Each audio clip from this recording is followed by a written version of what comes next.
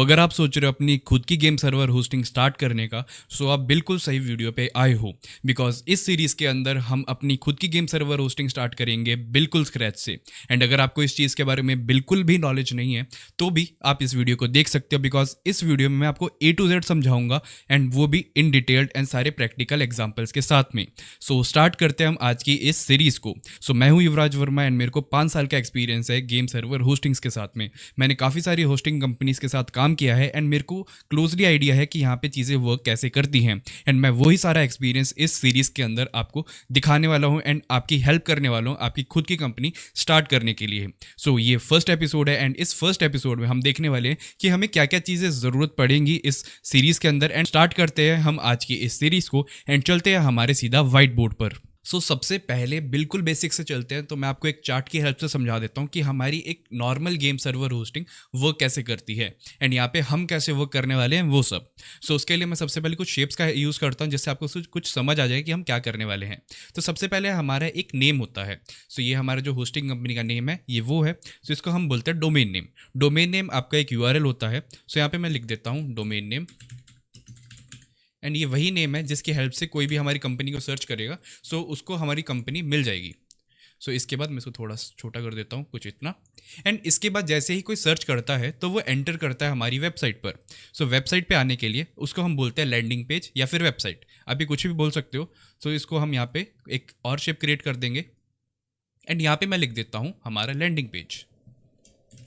Landing page इसी के अंदर हमारा सारा ओवरव्यू होगा हमारी कंपनी के बारे में, एज वेल एज हमारे जो प्राइसिंग प्लान्स है वो सारे भी इसी के अंदर होंगे। पार्टनर पेज भी इसी के अंदर होगा एंड जो जितनी भी डिटेल्स है आप किसी भी होस्टिंग कंपनी की वेबसाइट पर जाते हो वो सारा हमारे इस वेबसाइट पे होगा। हम इसको लैंडिंग पेज भी बोल सकते हैं या फिर मैं आप यहाँ पे लिख भी देता हूँ, या फिर आपका वेबसाइट। नॉर्मल आपके लिए मैं एकदम सिंपल मैनर में आपको समझा रहा हूँ। हम इसको कुछ ऐसे बोल सकते हैं। इसके अंदर हमारा सारा जो इन्फॉर्मेशन है वो होगा। आप हमारी कोई भी प्रैक्टिकल चीज़ इसके अंदर नहीं होगी, सिर्फ इसका काम है इन्फॉर्मेशन देना, एज वेल एज SEO करना, एज वेल एज हमारे लिए कस्टमर लेके आना। बिकॉज यही है कि जो दिखता है वो बिकता है, तो जो भी दिखने वाली चीज़ें वो सारी इस चीज़ के अंदर होने वाली है। अब हम चीज़ें सारी स्टेप बाय स्टेप रखते हैं। आपने एक नेम सर्च किया एंड उसके बाद आप एक वेबसाइट पर आए। उस वेबसाइट पर आपने मल्टीपल प्लान्स देखे एंड आपने एक प्लान पसंद किया। अब प्लान पसंद करने के बाद आप वहाँ पे क्लिक करते हो बाय नाउ पर। बाय नाउ पर क्लिक करने के बाद क्या होगा, अब हम वो चीज़ देखते हैं। उसमें क्या होगा कि आप पहुंचोगे उनके बिलिंग पैनल पे या फिर बिलिंग पेज पे। उसके लिए हम एक अलग रिसोर्स यूज़ करेंगे जिसको हम बोलते हैं बिलिंग पैनल, एंड उधर हम अपने कस्टमर को डाइवर्ट करेंगे यहाँ से यहाँ पे। एंड यहाँ पे मैं दोबारा लिख देता हूँ इधर बिलिंग पैनल। ये होने वाला है हमारा बिलिंग पैनल जिसके अंदर हमारी सारी इन्फॉर्मेशन स्टोर्ड होगी एंड यही एक्ट करेगा हमारे जो गेम सर्वर होस्टिंग है उसका ब्रेन। ये सारा ब्रेन है, यही देखेगा कि किस कस्टमर को पैसे देने हैं, किससे पैसे लेने हैं, एज वेल एज किसका जो अकाउंट है वो क्लोज करना है जिसने पैसे नहीं दिए, या फिर किसका कितना टाइम रहता है उसकी होस्टिंग का। ये सारा उसका ब्रेन की तरह एक्ट करेगा। ये सारा बिलिंग पैनल है, ये बिल्कुल अलग रिसोर्स है। इसको हम वेबसाइट होस्टिंग पे नहीं डालेंगे, इसको हम यूज़ डालेंगे VPS पे। अब VPS क्या होता है, कैसे यूज़ करते हैं, वो सारा हम बाद में देखते हैं। अभी बस बेसिक इन्फॉर्मेशन आप रख लो कि जो हमारी वेबसाइट है उसके लिए हम यूज़ करने वाले हैं वेब होस्टिंग, एंड उसके बाद जितनी भी चीज़ें हैं उसके लिए हम यूज़ करने वाले हैं मशीन्स। यहाँ पे हम यूज़ करेंगे VM, या फिर हम यूज़ करेंगे रूट सर्वर, या फिर हम यूज़ करेंगे डेडिकेटेड सर्वर। ये तीनों चीज़ें अलग अलग होती हैं एंड वो क्या क्या होती है वो मैं आपको बाद में समझाऊंगा। अभी बस आप ये समझ लो कि आपने कुछ प्लान पसंद किया एंड आप वहाँ पे पहुँच गए उसके बिलिंग पैनल पे, जहाँ पे आप एक पेमेंट करोगे एंड आपका एक अकाउंट क्रिएट होगा। वो आपसे आपकी ईमेल एड्रेस कलेक्ट करेंगे एंड आपसे पेमेंट लेंगे एंड उसके बाद आपको एक गेम सर्वर दे देंगे। अब वो कैसे देंगे, वो कैसे होता है, मैं आपको वो भी समझा देता हूँ। इसके बाद क्या है, जो आपका बिलिंग पैनल है वो कंट्रोल आगे भेजता है। बिलिंग पैनल के पास ये कोई एक्सेस नहीं है कि वो आपको एक गेम सर्वर बना के दे, ना उसके पास ये चीज़ है, ना उसका ये कोई काम है। उसका काम है बस आपका जो पेमेंट है उसको प्रोसेस करना। ये उसका काम हो गया एंड अब वो आपका जो कंट्रोल है वो आगे भेज देगा। अब वो कंट्रोल किसको भेजेगा, वो भेजेगा आपके गेम सर्वर पैनल को। Game server panel end game server वही चीज़ है जो हेल्प करता है आपके गेम सर्वर्स को क्रिएट करने के लिए। इसी के अंदर सारे टेम्पलेट्स रहते हैं जिसकी हेल्प से आप एक गेम सर्वर क्रिएट कर सकते हो। अब ये मैं क्या बोल रहा हूँ मैं आपको फिर से थोड़ा सा और इन डेप्थ समझा देता हूँ। फॉर एग्जाम्पल आपने लिया एक माइनक्राफ्ट पेपर का होस्टिंग, सो आपने यहाँ से लिया एंड बिलिंग पैनल से आपने पेमेंट करी, तो वो जो कंट्रोल है वो पहुंच गया गेम सर्वर पैनल तक। अब बिलिंग पैनल उसको बता दिया कि आपको ये चीज़ सेटअप करनी है, एंड गेम सर्वर पैनल में ही सारे टेम्पलेट्स रहेंगे। अगेन जैसे फॉर एग्जाम्पल माइनक्राफ्ट में पेपर आता है, वनीला आता है एंड स्पीगॉट आता है, इन सबके एक अलग अलग टेम्पलेट्स होंगे। सो उस टेम्पलेट के अंदर होगा कि आपको कौन सी जार फाइल यूज़ करनी है एंड उसको एग्जीक्यूट करना है। एज वेल एज आपके बिलिंग पैनल में ये भी आप चीज़ देखते हो कि आप एक सर्वर है जो आपको मिलता है अराउंड 2 GB रैम का, 4 GB रैम का, 5 GB रैम का। वो सारी जो चीज़ें हैं वो क्या है, वो एक टाइप से वेरिएबल्स एंड वो सारे वेरिएबल्स पास होते हैं आपके गेम सर्वर पैनल में, एंड यही है वो चीज़ जो आपके सेटअप करता है। उतने उतने साइज़ के कंटेनर्स ये आपके क्रिएट करके देगा। अगेन कंटेनर्स इसके अंदर क्रिएट नहीं होंगे, वो कहीं और क्रिएट होंगे। सो अब हम वहाँ पे चलते हैं। सो यहाँ पे मैं एक एरो क्रिएट कर देता हूँ बिकॉज यहाँ से हमारा जो यूज़र है वो यहाँ पे आया एंड इतना काम हो गया। सो यहाँ पे इसको कमांड मिल गया कि आपको एक सर्वर क्रिएट करना है जो कि होगा अराउंड 2 GB रैम का, एंड वो होगा एक स्पीगॉट सर्वर माइनक्राफ्ट का। सो इस तक जैसी चीज़ पहुँच गई, सो ये क्या करेगा, ये अपने विंग्स की तरफ जाएगा। विंग्स वो चीज़ होती है जिसके अंदर कंटेनर क्रिएट होते हैं। अब मैं आपको समझा देता हूँ कि मैं आपको क्या कह रहा हूँ। सो फॉर एन एग्जाम्पल आपका एक कंप्यूटर है। कंप्यूटर के अंदर क्या है कि आप सीधा एक माइनक्राफ्ट सर्वर रन करोगे, सो आपके जो बचे हुए रिसोर्सेज है वो तो वेस्ट हो गए। फॉर एग्जांपल आपका एक 16 GB रैम का कंप्यूटर है, उसके अंदर आपने एक 2 GB रैम का, 4 GB रैम का एक सर्वर होस्ट कर दिया। सो क्या होगा, उसके अंदर एक वो चीज़ होस्ट होगी एंड बाकी जो चीज़ है, बाकी जो स्पेस है वो आपकी वेस्ट होगी। फॉर एग्जाम्पल रैम आपकी जो बाकी 8 या 9 GB रैम थी वो वेस्ट होगी। तो उससे अच्छा क्या है कि हम क्या करेंगे, हम यहाँ पे एक छोटे छोटे कंटेनर्स क्रिएट कर देंगे, कुछ ऐसे 1 2, एंड इसके अलावा आप जितने बड़े करना चाहते हो आप बड़े कर सकते हो, छोटे कंटेनर क्रिएट करना चाहते हो आप छोटे कर सकते हो। तो मैं इसको कुछ ऐसे इस शेप में लेके आ जाता हूँ। तो इससे क्या एक एग्जांपल सेट किया मैंने कि 2 छोटे कंटेनर हो गए हमारे पास एंड एक बड़ा कंटेनर हो गया। एंड इसके जो स्पेक्स है वो क्या कर सकते हो आप, फॉर एग्जांपल यहाँ पे आप दे सकते हो 2 GB रैम, अगेन यहाँ पे आप दे सकते हो 3 GB रैम, एंड यहाँ पे आप दे सकते हो अराउंड 8 GB रैम। सो हमारी जो टोटल मशीन थी अब वो कितनी थी, 8 + 2 10 एंड 3 13 GB रैम थी। तो अगर आप अराउंड 15 GB रैम करते हो तो आपको जो फ्री रैम मिलती है वो कुछ इतनी मिलेगी। सो हम इसको कर देते हैं अराउंड 50 GB रैम की मशीन थी, एंड उसमें आपने कुछ ऐसे इसको डिवाइड कर दिया। सो इसको बोलते हैं, इस पूरी चीज़ को आप बोलते हो विंग्स। विंग्स क्या करता है, आपके कंटेनर क्रिएट करता है अपने ही मशीन के अंदर। सो इसका कुछ ये काम था। अब ये चीज़ कनेक्ट होगी आपके सीधा गेम सर्वर पैनल के साथ में। सो यहाँ पे मैं एक शेप क्रिएट कर देता हूँ एंड उससे मैं इसको यहाँ पे कनेक्ट कर देता हूँ। अब इसका ये काम भी नहीं था, इसके और भी काम है। फॉर एग्जाम्पल सोचो आप एक मशीन ले लेते हो, वो होगी किसी और जगह पे, तो इसको मैं इसे थोड़ा सा दूर रख देता हूँ एंड मैं इसको इससे कनेक्ट कर देता हूँ। ठीक है। सो अब आपने एक गेम सर्वर पैनल तो ले ही रखा है। अब अगर आपके यूज़र को चाहिए किसी और लोकेशन पे आपका गेम सर्वर, फॉर एग्जांपल आपकी जो होस्टिंग है वो है एक यहाँ पे इंडिया में, एंड दूसरी जो आपके एक सर्वर है वो है आपका सिंगापुर में। तो इसको मैं यहाँ पे रख देता हूँ। सो सेम चीज़ आप वहाँ पे भी सेटअप कर सकते हो। आपको ये पूरा प्रोसेस दोबारा रेप्लिकेट नहीं करना पड़ेगा। आपको बस एक मशीन लेनी है, उसके अंदर एक स्क्रिप्ट रन करनी है एंड उसको अपने गेम सर्वर पैनल से कनेक्ट करना है, एंड आपका सारा काम हो गया। उससे क्या होगा कि आपके बिलिंग पैनल में एक और ऑप्शन आ जाएगा कि एक और लोकेशन आ जाएगी, उसके एक अलग प्राइसिंग आ जाएगी, एंड उस प्राइसिंग से एक कमांड यहाँ पे भेजेगा। एंड ये अगेन जो इस बार कमांड है, अगर आप सिलेक्ट करते हो सिंगापुर तो वो कमांड सर्वर क्रिएट करने का इधर भेज देगा, इधर नहीं भेजेगा। ऐसे आप मल्टीपल आपके विंग्स इंस्टॉल कर सकते हो, मल्टीपल विंग्स रन कर सकते हो, एंड ऐसे ही आपकी एक गेम सर्वर होस्टिंग ऑपरेट करती है। सो एक सर्वर परचेज करने के बाद, एक गेम सर्वर परचेज करने के बाद आपके कस्टमर को क्या मिलेगा। सो बिलिंग पैनल से उसका एक ईमेल जाएगा जो कि होगा उसके आईडी पासवर्ड का, वो होगा आपके बिलिंग पैनल का आईडी पासवर्ड। यहाँ पे वो जैसे ही पहुंचेगा तो उसको होम पेज में दिखेगा आपके सारे प्लान्स एंड उसने क्या क्या परचेज किया हुआ है, एंड उसके अंदर जैसे वो क्लिक करेगा, फॉर एग्जाम्पल एक सर्वर है जो मैंने आपको अभी बताया था, एक 2 GB रैम का सर्वर है। सो उसको वहाँ पे एक सर्वर दिखेगा जिसपे वो क्लिक करेगा, उसके अंदर वो उसको कंप्लीटली कंट्रोल कर सकता है। वहाँ पे उसको एक और लॉगिन पेज दिखेगा जो कि होगा आपके गेम सर्वर पैनल का, एंड जैसे ही वो उस पर क्लिक करेगा वो ऑटोमेटिकली लॉगिन हो जाएगा उस गेम सर्वर पैनल में। उसका एक अलग से अकाउंट बिलिंग पैनल ही क्रिएट कर देगा एंड वही उसको सिर्फ एक सर्वर का एक्सेस देगा जो कि है ये वाला। एंड इसके अंदर से वो अपने सर्वर को एक्सेस कर सकता है, उसमें चीज़ें ऐड कर सकता है, सर्वर स्टार्ट स्टॉप कर सकता है, वो सब कर सकता है। सो उसमें आपकी कोई सरदर्दी नहीं होने वाली है। सारा जो प्रोसेस है यहाँ से यहाँ तक का ये हम ऑटोमेट करने वाले हैं। आपको कोई भी मैनुअल इंटरवेंशन नहीं होगी कि आपको खुद से एक सर्वर क्रिएट करना पड़े। वन टाइम मेहनत है वो हम कर लेंगे एंड उसके बाद सारी मेहनत ये अपने आप करेगा। सो ये था टोटल प्लान हमारे गेम सर्वर होस्टिंग का। सो अब बारी आ जाती कि इस सीरीज के अंदर आपको क्या क्या देखने को मिलेगा। सो ये सीरीज अराउंड 6 पार्ट की होगी, बट इससे ज़्यादा पार्ट्स भी हो सकते हैं अगर मेरे को कुछ ज़रूरत लगी कुछ ऐड करने की। सो पार्ट 1 आप अभी देख रहे हो, जिसके अंदर मैंने आपके साथ पूरा ओवरव्यू शेयर कर दिया था यहाँ पे कि आपकी एक होस्टिंग कंपनी कैसे वर्क करती है। एंड इसके बाद हम सीधा एग्जीक्यूशन पे ही काम करेंगे। सो हमारी जो सबसे पहली चीज़ है जो कि थी हमारी डोमेन नेम, हम वो परचेज करेंगे एंड उसको हम कनेक्ट करेंगे क्लाउडफ्लेयर से। क्लाउडफ्लेयर से इसलिए बिकॉज अगेन क्लाउडफ्लेयर के बाद ही हम ये सारी जो बाकी सारी चीज़ें हैं उसको डोमेन नेम से कनेक्ट करेंगे। एंड ये बहुत ज़्यादा कॉमन चीज़ है जिसकी हेल्प से आप एक बार में अपना जो डोमेन नेम है वो काफ़ी सारी चीज़ों से कनेक्ट कर सकते हो, एज वेल एज आप उसको SSL प्रोवाइड कर सकते हो अपनी होस्टिंग को। सो इसके बाद जो अगला पार्ट है उसके अंदर हम करने वाले हैं हमारा गेम सर्वर पैनल इंस्टॉल, जिसके बारे में मैंने आपको बताया था, जो पूरा हैंडल करेगा आपका सर्वर क्रिएट करने के लिए। एज वेल एज हम उसी मशीन के अंदर इंस्टॉल करने वाले हैं विंग्स। विंग्स के अंदर ही हमारे जो गेम सर्वर है वो होस्ट होते हैं। इसके बाद हम आगे चलते हैं जो कि हमारा पार्ट 3, उसके अंदर हम इंस्टॉल करेंगे हमारा बिलिंग पैनल। बिलिंग पैनल एक हमारी अलग मशीन में इंस्टॉल रहेगा बिकॉज इसको एक इंडिपेंडेंट मशीन देनी चाहिए मेरे हिसाब से। एंड उसको हम इंटीग्रेट करेंगे हमारा जो गेम सर्वर पैनल है उससे। सो हमारा इतना काम हो गया एंड हम इसको इंटीग्रेट कर देंगे इससे। इसके बाद हम थोड़ा और आगे चलेंगे पार्ट 4 एंड उसके अंदर हम थोड़ी सी डिज़ाइनिंग करेंगे। हम हमारे बिलिंग पैनल भी थोड़ा सा डिज़ाइन करेंगे, as well as game server panel भी डिज़ाइन करेंगे। इसके अंदर एक थीम भी इंस्टॉल करेंगे। सो यहाँ पे हमारा जो डिज़ाइनिंग का काम है वो हो जाएगा।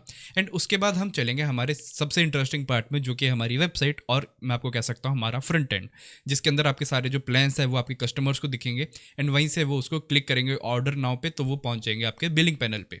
सो हम ये करेंगे पार्ट 5 में। एंड पार्ट 6 में सारा जो यूटिलिटीज़ का काम है वो होगा। फॉर एग्जाम्पल आपका ticket system, mail system, as well as बाकी सारी जो एक्स्ट्रा चीज़ें हैं वो सारा हम 6th पार्ट में देखेंगे। इसके आगे वाले पार्ट्स भी मैं सोच रहा हूँ बनाऊँ, बट उसमें क्या करना है वो आप मेरे को सजेस्ट कर सकते हो। सो बिल्कुल बेसिक एंड सिंपल प्लान मैंने रखा है इस सीरीज़ का। एंड अगर आपका कोई सजेशन हो इसके लिए तो आप मेरे को कमेंट में बता सकते हो।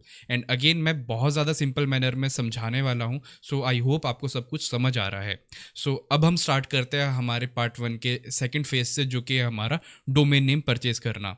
सो अब हम चलते हैं हमारे ब्राउज़र स्क्रीन पे एंड परचेज करते हैं हमारा डोमेन नेम। तो अब बारी आ जाती है हमारे डोमेन नेम परचेज करने की। अगर आपको नहीं पता डोमेन नेम होता क्या है तो सिंपली ये एक वेबसाइट का नेम होता है जो आप सर्च करते हो एंड वो ओपन हो जाता है, जो कि है ये आपका URL। सो godaddy.com एक डोमेन नेम है। इसको हम 2 पार्ट में डिवाइड करते हैं, जो कि होता है एक नेम एंड उसके बाद होता है उसका TLD होता है टॉप लेवल डोमेन, जो कि आपकी जो एंड में आते हैं .com, .in, .org, इसको हम TLDs भी बोलते हैं। सो ऐसे मल्टीपल TLDs होते हैं एंड आप ये अपनी मर्जी से ले सकते हो। सो सबसे पहले अब आपको एक अपनी होस्टिंग कंपनी का डोमेन नेम सिलेक्ट करना है। सो आपकी होस्टिंग कंपनी का क्या नाम होगा ये तो कंप्लीटली आपकी मर्जी है। बस एक चीज़ याद रखना कि आप अपने जो नेम है, आपकी होस्टिंग कंपनी का नेम है, वो आप एक बारी गूगल पे सर्च कर लेना, बिकॉज उस नेम से कोई और होस्टिंग ना हो। आप ये ना सोचना कि आप अलग TLD ले लोगे। फॉर एग्जाम्पल अगर एक होस्टिंग कंपनी है शलकर होस्टिंग, तो आप ये ना सोचना कि shalkarhosting.com उनके पास है तो मैं .in ले लेता हूँ और मैं यूज़ कर लेता हूँ उनके नेम से। ऐसा नहीं होगा, ये लोग कॉपीराइट करवा लेते हैं आपके ऊपर कॉपीराइट स्ट्राइक भी आ सकती है। सो आप ये सब मत करना, आप सिंपली एक यूनिक नेम लेना, बिकॉज अगेन आपको भी अपने लिए एक यूनिक ब्रांड बिल्ड करना है एंड उसके लिए एक यूनिक नेम बहुत ज़्यादा इंपॉर्टेंट है। सो मैंने एक नेम सोचा हुआ है जो कि है TNT होस्टिंग। ये नेम मैंने गूगल पे सर्च किया था, ये नेम मेरे को नहीं मिला। एंड थर्ड थिंग कि मैं अपनी खुद की होस्टिंग कंपनी स्टार्ट नहीं करने वाला, ये इस वीडियो के लिए हो रहा है, मैं कुछ भी सेल नहीं करने वाला किसी को भी। सो अब हम सबसे पहले देख लेते हैं कि हमें हमारा डोमेन नेम कितने का मिलता है एंड क्या क्या डिफरेंस होगा प्राइसिंग में अलग अलग होस्टिंग कंपनीज में, बिकॉज अगेन आपको भी सबसे सस्ती चीज़ ही परचेज करनी है एंड अलग अलग कंपनीज के एक अलग अलग प्राइस प्लान होते हैं। तो हम सबसे पहले वो कंपेयर कर लेते हैं। तो मैं सबसे पहले इधर सर्च करता हूँ TNT होस्टिंग एंड देखते हैं ये हमें क्या सजेस्ट करता है। सो TNT होस्टिंग यूज्ड है। एक बार मैं इसको ओपन करके देखता हूँ कि TNT होस्टिंग में चल क्या रहा है। तो यहाँ पे मैंने सर्च किया अपने न्यू टैब में TNT होस्टिंग, तो आप देख सकते हो कि ये फॉर सेल है। सो यहाँ पे क्या कर रखा है इन्होंने, ये जो डोमेन नेम है इसको रजिस्टर करवा के रख लिया एंड ये बाकी बाद में बेच रहे हैं। सो अगर आपको ये परचेज करना हो तो आप ले सकते हो, पर ये बहुत महंगा मिलेगा एंड ये GoDaddy वालों ने खुद ही काम किए हुए हैं। सो मैं इसको यहाँ से बंद कर लेता हूँ एंड मैं वापस चलता हूँ इधर ही। सो TNT होस्टिंग तो बिक गया। अब आ जाता है TNThosting.in एंड यहाँ पे आपको दिखेगा कि ये मेरे को 1 रुपये का मिल रहा है। अब ये 1 रुपये का नहीं है, आप एक बार ध्यान से अगर नीचे पढ़ो, फर्स्ट ईयर के लिए मेरे को 1 रुपये का मिलेगा एंड टोटल मेरे को 3 साल के लिए इसको खरीदना पड़ेगा। मतलब मेरे को 2 साल के लिए 700 प्लस 1 रुपीज़ से कुछ ऐसे है, तो अराउंड 1400 का मेरा खर्चा पड़ेगा 3 साल का।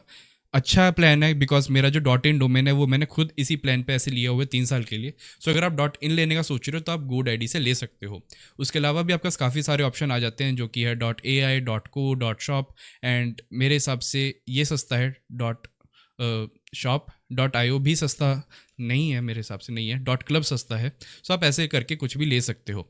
सो इसकी हमने प्राइसिंग देख ली, कुछ ऐसी प्राइसिंग थी। मैं यहाँ से परचेज़ नहीं करने वाला बिकॉज मेरे को सबसे सस्ता प्लान यूज़ करना है, मेरे को कोई भी अपनी दुकान नहीं खोलनी। सो इसके बाद हम आ जाते हैं आगे, जो कि है हमारा होस्टिंगर। होस्टिंगर के अंदर भी मैं सेम चीज़ सर्च करता हूँ, TNT hosting and TNT hosting लिखने के बाद ये इसके प्लान्स आ चुके हैं। आप याद से देख लेना कि आप कितने साल के लिए ले रहे हो, क्योंकि इनका जो रिन्यूअल रेट है वो अलग होगा। तो अगर आप वन टाइम लोगे तो उसका एक अलग प्राइस होगा एंड रिन्यूअल प्राइस ज़्यादा ही होगा आपके जो परचेज प्राइस है उससे। सो आप यहाँ पे देख सकते हैं कि क्या क्या आपके लिए TLDs अवेलेबल है एंड यहाँ पे मेरे को एक अच्छी चीज़ दिखी जो कि है क्लाउड। तो हमारी वैसे ही गेम सर्वर होस्टिंग कंपनी है एंड हम क्लाउड TLD ले सकते हैं बिकॉज ये अच्छा भी लगता है सुनने में। सो .cloud मेरी तरफ से डन है वैसे तो, बिकॉज ये अगेन 90 रुपीज़ का है एंड $1 के आसपास ही इसकी जो प्राइस है वो मेरे को पड़ती है। इसके अलावा हमारे पास और होस्टिंग कंपनी है जो कि है माइल्सवेब, ये भी ऑफर करते हैं डोमेन नेम। इनकी भी एक प्राइसिंग है तो आप देख सकते हो इनकी वेबसाइट पर जाके। एंड इसके अलावा एक और कंपनी है ज़ैप होस्टिंग, आप इनसे भी ले सकते हो डोमेन नेम। अब ज़ैप होस्टिंग पे इसलिए मैं आपको सजेस्ट कर रहा हूँ बिकॉज सबसे पहले तो ये गेम सर्वर होस्टिंग कंपनी है, इनको पता है ये बिजनेस वर्क कैसे करता है। कल को कोई भी इशू आता है तो ये भी संभाल सकते हैं। अगर कोई भी ये बोले कि हाँ ये तो गेम सर्वर होस्टिंग है, ये नहीं चल सकती, तो ये वैसे भी संभाल सकते हैं। अगली चीज़, हम हमारे सारे सर्वर्स इन्हीं से परचेज करने वाले हैं। आप कहीं और से भी कर सकते हो बट अगेन मैं इस वीडियो के लिए यहीं से परचेज करने वाला। तो अगर आपको सब कुछ एक जगह पे ही रखना है एक अकाउंट के अंदर, तो आप ज़ैप होस्टिंग से भी ले सकते हो। इनके पास बहुत सारे ऑप्शंस है, .com, .org, .in, बहुत सारे ऑप्शंस है, तो आप इनसे भी परचेज कर सकते हो। सो अब हम वापस चलते हैं हमारे होस्टिंगर पे बिकॉज हम यहीं से .cloud परचेज करने वाले हैं। सो ये जो TNT होस्टिंग .cloud है, मैं इसको यहाँ से बाय कर लेता हूँ। सो बाय करने के बाद ये मेरे को ऑप्शन दे रहा है कि आपको कैसे परचेज करना है। सो अगेन 3 साल का ऑप्शन है, 2 साल का ऑप्शन है एंड 1 साल का ऑप्शन है। 3 साल का जो मेरे को पड़ेगा वो अराउंड 3800 का पड़ेगा एंड 1 साल का मेरे को अराउंड 122 रुपीज़ टैक्स इंक्लूड करके। अगेन इनसे मेरे को कोई स्पॉन्सरशिप नहीं मिली, बस मेरे को ये चीज़ सस्ती दिखी तो मैं इसको यहाँ से परचेज कर रहा हूँ। सो यहाँ पे मैं क्लिक कर लेता हूँ चूज़ पेमेंट मेथड एंड इसके बाद मैं इसको UPI से पे कर दूंगा। सो पेमेंट मैंने कर दी है एंड अब ये मेरे को बोल रहा है अपनी पर्सनल डिटेल्स ऐड करने के लिए बिकॉज अगेन ये हम कोई चीज़ रजिस्टर कर रहे हैं तो हमें अपनी डिटेल्स देनी पड़ेगी। सो मैं एक बार अपनी डिटेल्स दे देता हूँ एंड मैं इसके बाद आपसे मिलता हूँ। सो अराउंड 1 मिनट के बाद मेरे को इनका यहाँ पे नोटिफिकेशन आ गया कि your domain name is secured and जब मैं यहाँ से कंटिन्यू करता हूँ एंड अगर आप अब whois.com पे जाके देखते हो, सो whois.com एक वेबसाइट है जहाँ पे आप देख सकते हो कि ये डोमेन परचेज कर रखा है किसी ने कि नहीं, कब तक रजिस्टर्ड है, कब एक्सपायर हो रहा है, सब कुछ वो सारी डिटेल आपको यहाँ पे दिख जाएगी। सो यहाँ पे आने के बाद आप देख सकते हो कि ये रजिस्टर हो चुका है, आज 1 जुलाई है एंड ये यहाँ पे रजिस्टर हो गया एंड ये एक्सपायर होगा 1 साल बाद। सो आपके जितने भी डोमेन नेम्स है वो आपको 1 साल के लिए मिलते हैं, मंथली बेसिस पे नहीं होते आपके डोमेन नेम्स, ये अराउंड 1 साल पे वर्क करते हैं। 1 साल 2 साल 3 साल आप इनको ऐसे परचेज कर सकते हो। सो यहाँ से हमने परचेज कर लिया है एंड अब ये मेरे को बोल रहा है कि आपको वेबसाइट होस्टिंग लेनी है, तो आपके लिए ये एक एक्स्ट्रा प्लान लेके आ गया मेरे लिए। सो मैं यहाँ से परचेज नहीं करूँगा बिकॉज होस्टिंग यहाँ से महंगी मिलती है एंड मैं आपको सजेस्ट करूँगा कि आप यहाँ से ना लो। जहाँ से जो चीज़ लेनी है वो मैं आपको खुद बताऊँगा बिकॉज मेरा पर्सनल एक्सपीरियंस है एंड उसके हिसाब से मैं आपको बताऊंगा एंड जहाँ पे जो प्रॉब्लम्स आएगी वो भी मैं आपको डायरेक्टली शेयर कर दूंगा। सो यहाँ पे मैं कर देता हूँ स्किप एंड यहाँ पे आ जाती है मेरी सारी पर्सनल डिटेल्स। सो यहाँ पे मैं इसको हाइड कर दूंगा अपनी डिटेल्स को। सो अब आपको क्या करना है, आपको सेटअप करना है अपना DNS सर्वर। सो DNS के लिए हम यूज़ करने वाले हैं क्लाउडफ्लेयर। सो उसके लिए अब आपको सबसे पहले आ जाना है इधर DNS में, एंड आपको यहाँ पे दिखेगा जो नेम सर्वर्स है वो अभी DNS पार्किंग पे सेट है। सो हम इसको यहाँ से उठा के आपके क्लाउडफ्लेयर पे कर देंगे। उससे क्या होगा कि आपको इसके बाद कभी होस्टिंगर में नहीं आना पड़ेगा अपना डोमेन से रिलेटेड कुछ भी करने के लिए। सो यहाँ से इसका जो काम है वो बिल्कुल फ्री हो जाएगा। हम सारा जो काम है डोमेन से रिलेटेड वो सारा क्लाउडफ्लेयर से ही करेंगे। होस्टिंगर का काम बस आपको बस यही होगा कि आपको यहाँ से बस रिन्यू करना होगा, तो आप यहाँ पे आ सकते हो। सो अब हम चलते हैं सीधा क्लाउडफ्लेयर पे। इसका भी लिंक आपको डिस्क्रिप्शन में मिल जाएगा। बिल्कुल फ्री सर्विस है, इनका पेड ऑप्शन भी आते हैं, बट हम इनकी जो फ्री सर्विस है वही यूज़ करने वाले हैं। सो इधर हम आने के बाद क्या करते हैं, हम करते हैं साइन अप। साइन अप के बाद ये बोलेगा हमारे इतने सारे प्लान्स है, कुछ भी नहीं करना, फ्री वाला लो, सिंपल है। हम यहाँ पे आ जाते हैं $0 एंड अब हम क्रिएट करते हैं अपना अकाउंट। सो यहाँ पे मैंने डिटेल्स डाल दी हैं। यहाँ से मैं कर लेता हूँ sign up, and sign up करते हैं मेरे को एक मेल आ जाना चाहिए वेरिफिकेशन के लिए। आई होप ये मेरे को भेजेगा मेल। सो आ गया मेरे को मेल, वेरीफाई और ईमेल एड्रेस। तो मैं यहाँ से इसको वेरीफाई कर लेता हूँ, एंड वेरीफाई करने के बाद मैं बाकी सारे स्टेप्स हैं वो फॉलो करता हूँ। सो ये बोलता है ऐड अ वेबसाइट और एप्लीकेशन। अगर आपको यहाँ से नहीं करना है तो आप आगे से भी कर सकते हो, तो यहाँ से मैं कर देता हूँ उसको स्किप। सो कुछ ऐसा एक इंटरफेस हमें देखने को मिलता है क्लाउडफ्लेयर का। सो इसी के अंदर हम अब अपना जो डोमेन नेम है वो ऐड करेंगे। ये वही नेम है जो आपने अभी परचेज़ किया था, हम इसको अब इसमें ऐड करेंगे। सो उसके लिए आपको क्या करना है, आपको यहाँ पे क्लिक करना है ऐड अ डोमेन नेम। अब इधर ही बोलेगा कि डोमेन नेम बताओ। सो डोमेन नेम जो आपने यहाँ पे लिया था इसको मैं यहाँ से सीधा कर लेता हूँ कॉपी, एंड इसको यहाँ पे मैं पेस्ट कर लेता हूँ। इसके बाद मैं करता हूँ कंटिन्यू, एंड ये मेरे को अब बोलेगा कि ये जो दो चीज़ ये मेरे को देगा, ये बोलेगा ये दो चीज़ें आप ऐड कर दो वहाँ पे। तो ये फिर से बोल रहा है कि कोई प्लान लेना है, नहीं भाई मेरे को नहीं लेना प्लान, मैं फ्री वाला इंसान हूँ। अब हम आगे चलते हैं, एंड अब ये मेरे को 2 नेम सर्वर्स प्रोवाइड करेगा। सो वेट करते हैं थोड़ा सा, एंड आ गया।